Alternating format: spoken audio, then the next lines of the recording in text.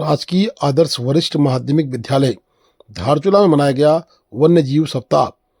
प्रभागीय वनाधिकारी पिथौरागढ़ के आदेशानुसार वन क्षेत्राधिकारी धारचूला के दिशा निर्देशन में राजकीय आदर्श वरिष्ठ माध्यमिक विद्यालय धारचूला में वन्य जीव सप्ताह हर्षोल्लास के साथ मनाया गया। इस अवसर पर विद्यार्थियों के मध्य विभिन्न कार्यक्रमों का भी आयोजन किया गया, जिनमें पोस्टर प्रतियोगिता, निबंध लेखन प्रतियोगिता तथा नारे लगाते हुए रैली का प्रबंधन प्रमुख रहा। कार्यक्रम का उद्देश्य विद्यार्थियों को वन्य जीवों के महत्व, उनके संरक्षण और परिस्थिति में उनकी भूमिका के प्रति जागरूक करना था।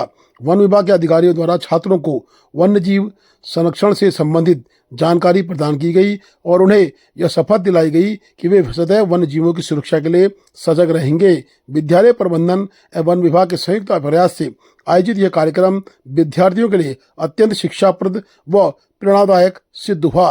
वन विभाग से रजनी पांगती वन दरोगा, श्री अरविंद आर्य वन आरक्षी, श्री सागर मेहरा वन आरक्षी, श्री प्रकाश सिंह वन आरक्षी व अन्य अध्यापक अध्यापिकाएं मौजूद रहीं। 2 अक्टूबर से लेकर 8 अक्टूबर तक वन्य जीव प्राणी सप्ताह मनाया जाता है। जैसा आप लोग को पता है या नहीं है, हम बता रहे हैं आपको। और ये पेड़ पौधे, पशु पक्षी और जंगल, ये जो है प्रकृति के अनमोल धरोहर जो हमको उपहार के रूप में प्रकृति ने दिया है, इसकी रक्षा करना हमारा दायित्व कर्तव्य है। और आज बढ़ती जनसंख्या के कारण और अवैध कटान, अवैध शिकार के कारण जो है अनेक पेड़ पौधे हैं और वन्य जीव की रक्षा करे, प्रकृति की पुकार,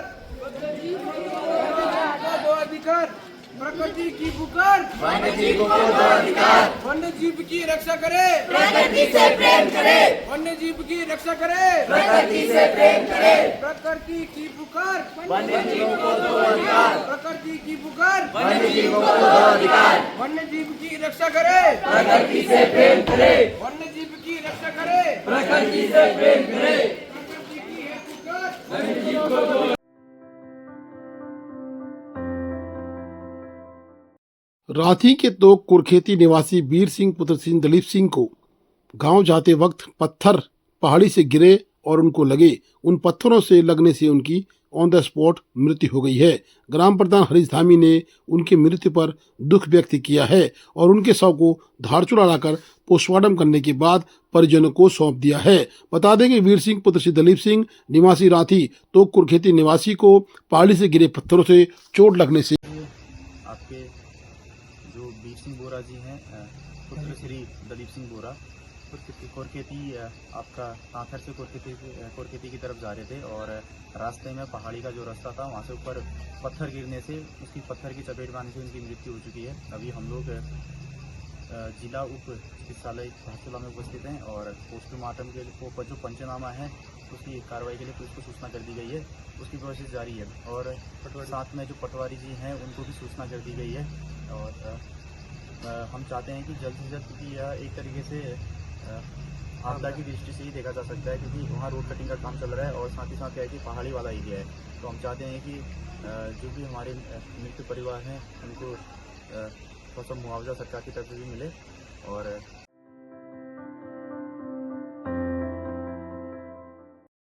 मुनस्यारी की विषम परिस्थितियों को लेकर विक्रम दानू लगातार प्रयासरत रहते हैं।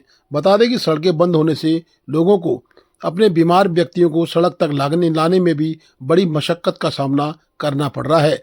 लगातार मुनस्यारी से इस तरह की खबरें निकल कर आ रही हैं। आज आपको बता दें कि विक्रम दानू जिला परिषद सदस्य के प्रतिनिधि के रूप में पिथौरागढ़ पहुंचे। पिथौरागढ़ पहुंचकर उन्होंने जिलाधिकारी को ज्ञापन दिया मुख्यमंत्री के नाम। उन्होंने कहा कि 10 दिन के भीतर मुनस्यारी की समस्याओं को जो कि सड़क से संबंधित है नहीं निपटारा किया गया तो 13 अक्टूबर से वे क्रमिक अनशन करेंगे। उसका एक ज्ञापन उन्होंने आज जिलाधिकारी को सौंपा है और जिलाधिकारी ने भी विश्वास दिलाया है कि तत्काल कार्रवाई होगी। जिला मुख्यालय पिथौरागढ़ पहुंचकर मुनस्यारी के विभिन्न गाँव के समस्याओं को लेकर जिलाधिकारी जी के माध्यम से माननीय मुख्यमंत्री जी को ज्ञापन भेजा है।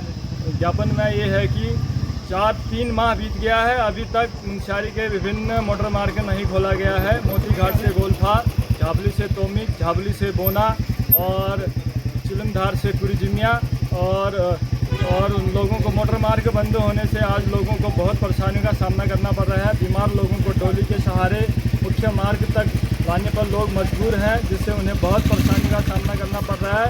और आपदा प्रभावित गांव बोना, गोलफा और ढाबा के लोगों को अभी तक द्वितीय किस्त नहीं दिया गया है। बोना गोलफा के आपदा प्रभावितों का विस्थापन नहीं किया गया है। लोग आज भी टेंटों में रहने पर मजबूर है।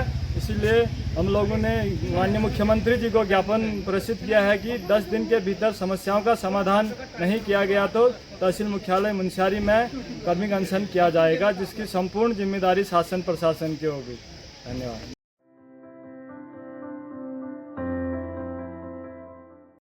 सामान्य ज्ञान क्विज प्रतियोगिता एवं चित्रकला प्रतियोगिता बीआरसी धारचूला में मनाई गई।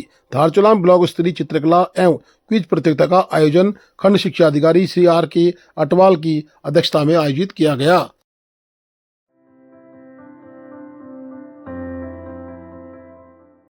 आपको ले चलते हैं छिपला केदार की भूमि खेला। खेला से छिपला की धूम आपको दिखा रहे हैं। लगातार डंगरियों के द्वारा पूजा अर्चना के बाद वापसी के बाद जो उत्सव मनाया जा रहा है, उस उत्सव में जितेंद्र वर्मा उपजिलाधिकारी धारचूला मौजूद रहे। मुख्य अतिथि के रूप में उस मेले में जिलाधिकारी मौजूद रहे। साथ ही किशोर कैलविन ग्राम प्रधान व बीडीसी मेंबर महेश वर्मा ने उनका स्वागत अभिनंदन किया। स्वागत अभिनंदन कार्यक्रम के बाद रंगारंग सांस्कृतिक कार्यक्रम भी देखने को मिले। पारंपरिक सांस्कृतिक कार्यक्रमों में झोला चाचरी में लोग मंत्र मुग्ध होकर अपने केदार की उपासना के साथ साथ मनोरंजन भी करते हुए नजर आए।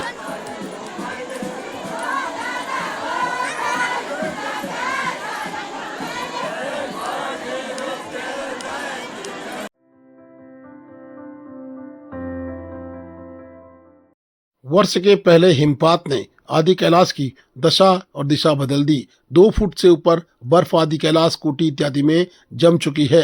मौसम खुशनुमा हो चुका है। ओम पर्वत के दीदार के लिए यात्रियों का जमावड़ा लगातार आदि कैलाश की तरफ बढ़ रहा है। मौसम के खुशनुमा होने के बाद ब्यास वैली में बर्फ से ओम पर्वत लकदक हो गया है।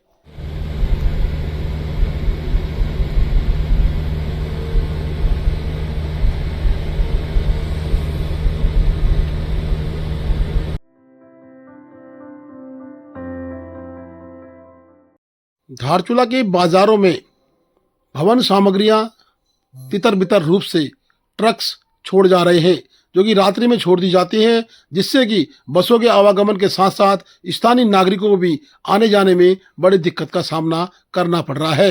प्रशासन से व्यापारियों ने गुहार लगाई है कि इस तरह के सामग्री को फेंकने पर रोक लगाई जाए। Please do like, share and subscribe DCL News.